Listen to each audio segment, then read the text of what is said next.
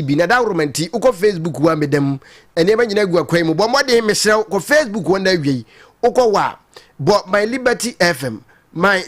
fm like share wadwenkyere ye fa kase won fa gu ma brepam ye ba je bre ye ba kan ni nyina enso e de maka se e my liberty fm like share wadwenkyere no hu nya yi pa bo mode na fa gu ma brepam na ya kan ni nyina e de amawo ye ka se ene de ye yesin kodwa ya ye kan kase boy e de amawo no ensama wudo pi enti ena ye ba ne di kan de ditie ya ewasa wote no ero ne ya boa no ne ya bonde bede e de egu nkrata so ya ye kenkan ni nyina enso e de amawo meka wo se ensama wudo ya ye de eba bi ne se na otwi samba ku ya ibedi de ncheche efa obai no ne nhyeche ya wa hye afa enkomhye ne ehon sensam anam so mass of bani bi zo akasa e de afa ho ya ye de wonsam eba na wo so wanya bi ati kama pa eno achi ye nyina ya nimsam na wotwe twam mu sahwi yo so mansini no adesua no wonom ya mamre ne amane ho afahye enam so ama ye kaza beto dwa se sahwi yo so mansini no ene di nkunim wato ya TV mantem mu nyina ye bekwa ahoma no so na ye ne oru reference Oliver Jaben Abonkomo Jaben Johnson Oliver aka teacher afabo ye ne no be bonkomo ono ene panipa woda mamre ne amane ano ewo enwahia tra ye ya ewo sahwi yo so a ne yakobom nkomo ensem ya foforo pika ho ne di kan edi tie ene ya boa no ne de je ye kenkan edi amawo se kasebo meka wo se ene ya obetere kasebo imu no eyeme osomafo kwame owusu tikese adehia ma yentwe homra simakuma bie Liberty FM, the giant of the west. Ghana adehia ma yensha kasebo na kenkan ase emfa emawo na yensha kasebo na sempani se efere aba na yedi ye kese enkomobo ba ko ya aba betodwa enyina ne se o my Ghana no ayewo mu no se asem bi esia na hu adifo akese ne nkuma wo ma otime hye nkom na so asem nya ma ye de wonti obia enka enya besi wie pe wewe na odifo akokọ aba odifo akokọ ba ya me hye nkom se wie beba na aba odifo akroma ono so beba na obeka ne de sa eno ade hu no o mayimu nam so ema o mampani John Dramani mama ne aso ya wono hwe esom ena nanom ahemfo edwumadie ensam so de betudwa kyerem se ndei oyo osofo oyo odifo wo mayimu ebia na wo nyame adabibidie adi akyerew na opese omayimu no nyina hu na kwanya wo ho omabie akwanya atum enti we no nya fe na ebesi awie na wakodwa wanum bia kokankansem bia wo ho enam so ama panipa ya wono ene kofa bae na osan so di asorife goye friends Church of Divine Heart miame dim and the Apostle Anthony Kofi Banu ya do na friend say spiritual CID and they wakasa ede atudwa na okasa ede atudwa na ode kokobo wone pa ana wode ema asofo ya sende bibisi o mayi mu e ho na omuhu komhya akese ema ye ne de obi ahunu anya ba wie ne ho na obehu ana komhya akese ne nketo ande kura ne aba kura de say wonom teme hye nkomo a na oti o mayi mu a na uyem sisiwu uyam sisiwa uni se wewu wie eno na years of penny Apostle Anthony Kofi Manu dia to dwa kyerem se ende Nyankopon adoma kyede ya wakyekye no ewom se nyame de akwanya na ma yese dan da nyina mmodin bia se ye beda ne mapa adi na ayidie ahodo so wode dom ye no ye mo ho mpa ye de na so nyame ade ayidie bi sa nso ma waboa ama onimdie nti odifo ana so sofo bo modin se wodi nimdie beto ho ene kwanya befa so adi hu dwuma na enye se ena ye se na se kura difo na aba no obeti an se wo se ne ebesi o mayimu ne adi kan kura esha na ba ku bi amete ne nka okasafidie bi a e okuro mu asokura de wasa se de ne se tete ato ye TV mantamu e ko ba sa so a enye oye odifo se nyame mpo nokure wada bibia di akyerewa e de na e so ye wa yenti Apostle Anthony Kofi Manu ya do na friend spiritual CID. So we different. Now we're seeing the ya. Oko sankom. Me abechi watu efiase koda. Yame na seka. And we say woka. Anse we na your mind here. Your president ya na MC ni okrum. I was all share MC and I mayo. Ekono ho. Me yo different. Me bompe o ma so dem. The AC ni. Ade AC no. Me sera je. Say letter na atworo koma no a. Mani bi na so fa bi eto. Na se we ntu anamon. Hwe enkom se na ye hye no. We eba no sa. Fa koma ni pa kono. and the original kasa na woka adifo forta omo pe fans na omo babrum na aka omo na ye tin ususui evi say ye de alupre tu kwai ye de kai tu kwai etimi si ye de wo man sadifo na obo defense minister din se de nyankopon betwe na so say am passe nyankopon de amount edidi na ma abegina social media mumma video amiye enuru no ho na onfre me chese wo wanya de ye wo de ye gaga se be ye bepem ni aka se wo ye difo ana ebi kura na papa no be wu kura nko mu afi asankom hye na ode beto ho no a wanya ho adwuma oka wo mu a sunsum mu akum papa no be hia se o mampani be hye de nya ni team bi a wom de 24/7 empire na omo Jubilee house wa omo bo Apostle Anthony Kofi Manu oyekofa bai Edimasafo Church Divine Heart ono kro ya no ono ni pani ya oda asafo yi ano ukọ bono ahafo ene bono poe mantam ahodo no nyina mu nso a ono ni opani ya oda adifo ya wo nyina ano spiritual CID ena do na de frɛ no ya wone amanebofo abonkomo na ye so ya da na di ama wanya bi ati arese ma ye to akase bono so ne ye ko gina mu ewo ensafoforo mu na wotwi ya atwamu ena amamra ne amane kwa yeso mpanifo eye hihye nyina ne nyina se hwiyo so mensin ngumasua tra ye ya wono bo ha no wonom hihye amamra ne amane adwumadie na dwumadie ya wonom edi ye no ne bota ye nyina ne se ebofre wonom besua amamra ankasa na enam so ama opani ya wono ena oba o my god na mu ko gina mu ngumasua tra ye mekire Ghana Education Service ono ne opani ya potokete wose director in charge of culture education in Ghana aye owura ya friend say Evans Kofi Mate na orai ena akasa de ade de pa ade ato awofo anim sempani abube bi de ato se de wura firi ukro nyina bentia ya wo yira wo adwabo ase enti wo sra awofo nyina se wo mo emo awomodin bia se obebo modin ama amamra ne amane ya je won wo mayi mu ekamya ko se eya yire wo mayi mu no mofra anase adesuafo ya won wo mayi mu no wo mo ebetumi enya bidia gu onkotogum na aboa ma daache bia no se mpanifo edi wa ye benya nchirima ya won betumi ada amamra de amane edi ache na moma yentie wa bra jerei edi ensem etudwa. Now we allow other foreigners to come to our country, and when they come, some come with their cultures, and we also travel outside. When we travel to other people's country, we try to copy things that they do. And by copying things that they do, we begin to forget about our own culture. For example, when it comes to education, we have so many dialects in Ghana that we expect every parent to ensure that your children understand your language. But now you see that you go to homes of Ghanaians, and the language they speak is English, so that the children don't understand their local language, the language that they are born and bred in, they don't speak. Two Akan speaking parents will speak English to their children in the house, and the children have become, even if they are in their country, they have become aliens in their, which is something that we don't have to encourage. We have to change from that. You parents, you pay school fees for teachers and the school environment to teach them English, but not you. You are not their English teacher. The language that you can teach them is your local language, your mother tongue. If they are missing from your mother tongue, that is the beginning of their total loss in life. Na woye rani kasa ye mu no san so de tudwa kire mu se ende uba o my Ghana na ko wura fidia wodo bi ni mu a ade je dodo no efa ne se ya mamre de ya mane no eya tete kwasem eya abosomsem enti o ma ne bakura ensua mamre ana owura ya kasa de tudwa kire mu se amamre wo we no eya de se otwedi apo nyankopon kasa kura ni je ho enti watura wofo nyina afo se warom momode na fe amamra ne amande ya o my Ghana iri djuma no wo mama oma enso enya bi na mama yentie se ne wo kire nsemu sa. We allow them to speak against our cultural practices as something that is evil. If we don't allow them, they won't do it. So we have to accept it ourselves. The fact is, they cannot speak against. The fact is, they cannot speak against our culture if we don't allow them. We allow them to speak against our cultural practices as something that is evil. If we don't allow them, they won't do it. So we have to accept it ourselves first. When you accept it, nobody can tell you that what you are doing is bad. And like our traditional marriage. Traditional marriage is there. And then it is not the church that takes the front stage when it comes to traditional marriage. It is parents that give out their child for marriage. It is not the church. So the church cannot insist that you have to do wedding. It is a foreign culture that we have accepted as though it's our own culture. So it is we that will have to accept our own cultural practices and hold fast to it. At least those things that are not good. There are 3 things that we have to remember in culture. We are to preserve the cultural practices that we have, the good ones. We have to preserve it. We have to promote it by teaching our children, and then we have to what? Innovate it. Those things that we think they are not good, we can do away with them, like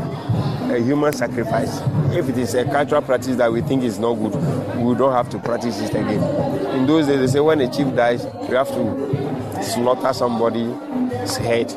Those things, do you hear of them again? No. Eti amamre ya ye ne papa na so se hwe na ba ko bi mienu bi akwen katebone ya afrem a yenyim frim ya ye roi achense na ne kurakura mu yentie nsem bi a wosan ede tudwa. We allow them to speak against our cultural practices as something that is evil. If we don't allow them, they won't do it. So we have to accept it ourselves first. When you accept it, nobody can tell you that what you are doing is bad. And like our traditional marriage. Traditional marriage is the end. It is not the church that takes the front. Ane ya oti ye ayo pani ya bo my Ghana nyina mu a eba ne amamra ne amane wo my Ghana ngumesua tena ye no a ono ne pani ya oda no toto ne manyina owura Evans Kofi Mante ena wote ne nken ye kwa nguma no so na ye ne owura ye friend say Jaben Oliver Johnson Jaben Johnson Oliver teacher affable oba sa hwi so mansini mo no ne pani ya oda amamra ne amane anu ngumesua tena ye ho abeto dwase na anu yi afahye ya wonom di ye emba amamra ne amane da di mansini awodo wonom ye ya de beduru mantam na mantam eba wie na sa hwi so adi nkonim ye nkwa homa no so ye awurade asundwe kan wo enka wo mo fa so bibia boko enyame adom boko jo mema trinkwa trinkwa da wase minia jo ya hwe na anu edai ebeto dwase sa hwi so mansini amamra ne amane adwumadie ya ekoso no anya sa hwi so mpo oman Ghana mantam e friends ato ya TV mantam mu nyina no sa hwi so mansi ne di nkunim e wa amamra ne amane kwan so sansam no ba ya wo so na wo da no no wo so mu sen me da wase me mate from so mu liberty anyimle ado ba yo no manage na nyem wo so se 9 district na ye be chi aye oye computer no yi so e fa ya eye mo enye mo akura esa na homboa na wo foro ena teacher for no bua me yie etimi no enye mo wanwa se among all no yeah just you also as a best district for the 2025 festival no yeah. Okay enti u secret ne say the secret there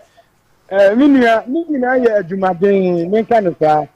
ha ade me ba ya no a misate say ye di ba you so ha me me host no for the tomorrow mistake say you host na me wini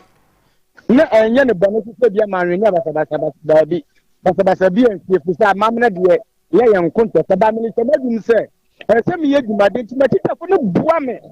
obi a me di discipline say bia ye ni yie nkwadalo so di see ye adwuma no say this is the first time of it kanda yenya western up no ye bisa eto mu say yo mo ke kapa say ye ni so dia and obi ade ho behemu eti kwadalo so ye adwuma pa eti secret nyina no say na ya hard work always pays jo samehwe etiasam ya da mu di dwuma no ane bota ye nyina ne se monam amambre ne amane so boa maka bi ma menka bi atumi agira ne nas meboa sa pepepe enti etiasam na mu di dwuma no mo hwe a sam mo hwe se mofra be fa bibia firi mu no mofra no atumi afa bibi mofra no suade bebre o hwe yi kira ye ya ye fa ni pray se ene democracy no Akan na mo che emma na mo nta fo mo fole amanyasemu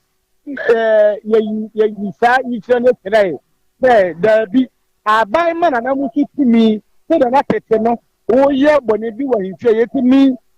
eche wosio yetimi eche waso ansana place for kwate no taba mo se tumi no akasa bone pesa me no market ngeti a ene mabru bi mi yaketo betwa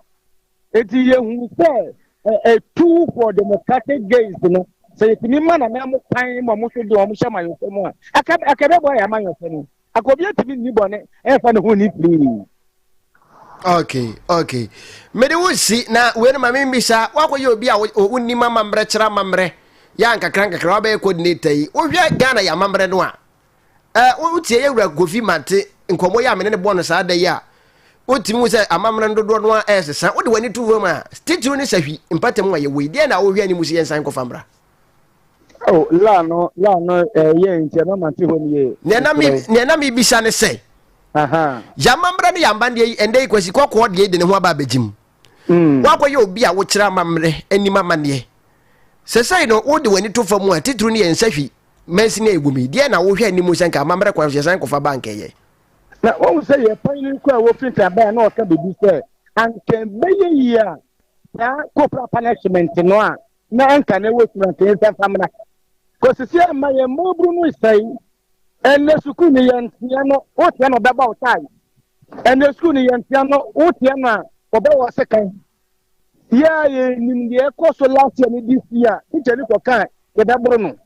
ẹ̀ntì náà nkà yẹ pẹ̀sẹ̀ yẹ mamman yẹ di kyẹ́ sukuu mu na sa ko proper ke so aba e de be ye suro e be ton kwada en kakra bra ya nhwe ye be kakra no abofra de se ma me tete de ne hye nanum e wo fie e sa se kwakọ se wo won right ene tara ti ne de ya de condemn ya mamra en abofra ko hye pa ina won hye ne wo twam e ti se ye de sama mo no e ba kuku mu biem na no man na ye no school mu ye hwe mo wire ye tutu ye se ye hwe mpabo wo socks and sa no ma eni wodium ente na koda bi ba tu a uhu no ase be bi ase asoma nso koto mo ni wodum e no ba eti you see that koto bu oni quarter no a take over e ya mam no mu e ye zo so bebre e wo ye so tu bi se me se na meti ma kire mi so me de wo si e bia na bibia ka chi a wo pese o ma a wo 40 awofo no medan wa so sase di djuma no na ye holiday awofo no bomode ejan kwada no kwan mo ban na fo ka satide so so afela na mo se abre bia course na be ba so no yes no one so they feel we ahefunu bi di ohun di omu no next year no entrasa entensa emayen na megidi se aka no ebe paja ya mane a di agututu ene sawiya no na openi ya mo se da to mo safra no yewura Kofi Mate ka sem bi se da foforo bi a mo behwe number share se adwuma die eya na mo nya no petem openly na obia mbra e ma mo fa nko hye ba bi te se suku ya mo koye no mo nya no petem ma dipa hu eno so wana mo no mo hwe na mo duma yen no kura essence na ye hwe ewiem sekre no a ye nim se besta agro no ha wan so hu se e fi no ba asa ko no na ba mu ni jamu enti nsenu na wale se na ye no sa na ye be ye ho ba de se nesem ye be ye bia ye nya no saa osutobe ni mu ne mo ye de beba abra efie ni ho enti awofo ne omo a be sa de for mo nya kama no fa nka ye ho enye e bo apaye meda se anwumri emso meda waseta openi ya ye ne ko se wo ba se hwi so mansini mu a eba ne nguma sua tana ye ho a eto aka se ebo no so a na ye ko ye da so gina mu wo atoya TV mantem onmonyafo Jacob Atia ye assembly member Edmade Shey ya wono wo sahwi Kete Boy electoral area ya no wato ya TV bantazer masi yakan ene wa kasa edensem atu edwa na ensem ya woka ede atu edwa enyina ne se ene wode ani sosoro nkopa echirim sende wate sende mensi no enche wono benya ayaresabia ne friend say yanka no kora kwani dia nya 3000 years ya kwani dia nya kora fere ame kwan nsuo to a ye green kwa ma so na wo hwe yo so edwa na ho no a ne nya no pa efire e de ko etie ba akuafo no bre ankanka ya yire no edu brada na so mo ko hwe ba in fact mo bre pa etie sra ban no ene ona bujasi omo mra no me ya kwa no maye e maye ho ntoye e sei ye be ko ye be bo enu ane ye kwan no na de e me ka to aso ne se ba bi ho nsuo no ho ba bi fo nsuo a ye nom no ebi ayi a ye kodwuna se ane ato nsuo de aba omo di nsuo fi kromba na obi ayi bi esa na ye ho kyere ye eti esro mo oma metu nsuo bi maye especially swanse share no ha kokoko antokrom ye nsuo lat nsuo ye hia eti mesre mpanifo omo amani mra ketebo ha se ketebo electoria no eso ketase etwa mu yenu wo hwe nkronkro no a ye wo asante krom ajamadu tupa wo ba be poso nyamenai swanze adia krom okwanto na wa bakete boy gariba kena asa na wakopia ase Liberty FM edoso etibitimi wo se yo so ilakaria no wo hwema assemblyman no ha no obre ne mpeso aso eso papa we na MP ba yo so amom koshi assembly eti assembly for na atu omo si wo so mebwa am ye nya clinic no na o man no so di ahoden eni eden so pa beboa am ya ye adwuma no nti na ne ye bo dawura nipa dom abehia ya ba behia ha no ene ya woti ye ayo he popro ya wogina bi ma de sia wono mo Swanzi krum eye nana badu ena woti ne nka se one ensamtwerefo abonkomo na fe wa kire nse modi adesede pa ade eto mpanifo anim se ni monim ya no mwa bia no ampanifo betumi aboa bia no wono emwa se de be ya de sia ya wono mo pom wono ma setena ebetumi awie peye ya enwonsem ebino no ye to akase no so atoya TV mantam no National Democratic Congress NDC Teachers Forum aye teacher ni oda no ayo wura Prince Abaka no no ana ne wone samtwerefo abonkomo na nkobobo ya wono boy ye nyina afa na no birichie kase ye ebo man tiaseman Ghana na so ma Ghana de hye makomako enwotwe ya wono eto na nanam wonse do ya aya de eya pa na ye wura agina NDC Teachers Forum na mu ache yawo ene areho ya ato wonom ewo saa amaninya ya man Ghana ye kohiem no na ohwe mpanifo ya na anwa dai wonom enam za kwanhia yi so ehwere won kwa ye wura Dr. Edward Omane Boama ya na ono no oye defense minister sanso ena environment minister Dr. Ibrahim Muntala Muhammad acting deputy national security coordinator Alhaji Muniru Muhammad Limuna ana fi NDC vice chairperson Yewra Samuel Sapon former parliamentary candidate Yewra Samuel Abuaje any panifo awudo bi ya na wonom kekaka ho ya omai bridge kese ebo yensa no eyawre wosem enti titire ni Yewra Prince Abaka ejina koina namu ekasa ye echira wosem si kire joins the rest of the nation in profound grief over the tragic helicopter crash on August 6, 2025, which claimed the lives of Defense Minister Dr. Edward Omane Boama, Environmental Minister Ibrahim Muntala Muhammad, and 6 other dedicated public servants, including Squadron Leader Peter Liberty FM, Flying Officer Manichum Ampidu, Sergeant Ernest Ado Mensa, Alhaji Lumuna, and Samuel Abuaji. These were people who served with vision, discipline, and unwavering commitment to Ghana's development and security. We extend our deepest sympathies to their families, colleagues, and loved ones. May they find comfort in cherished memories and the enduring legacy their loved ones leave behind. As we mourn the loss of these remarkable individuals,